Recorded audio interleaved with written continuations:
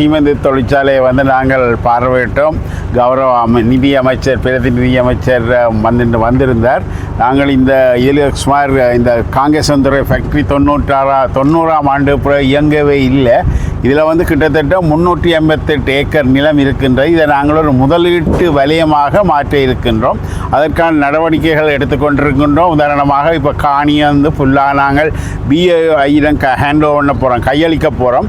அவர்கள் அது இந்த இன்ஃப்ராஸ்ட்ரக்சர் அது இந்த எல்லா வேலைகளையும் முடித்த பின்பு இங்கே வருகின்ற முதலீட்டாளர்களுக்கு இதை கொடுத்து அதன் மூலம் இந்த முதலீட்டு வலயத்தை நாங்கள் இந்த வடபகுதியிலே ஒரு முக்கியமான காங்கேசந்துறை ஒரு முக்கியமான ஒரு முதலீட்டு வலயமாக ஆரம்பிக்க இருக்கின்றோம். அதற்கான நடவடிக்கைகள் ஆரம்பிக்கப்பட்டு விட்டன. உங்களுக்கு தெரியும், காங்கேசந்துறை பொறுத்த மட்டில் ஹாபர் இருக்கிறது, துறைமுகம் இருக்கின்றது, விமான நிலையம் இருக்கின்றது, ரயில் நிலையம் இருக்கின்றது, ரோட் வீதி போக்குவரத்து இருக்கின்றது.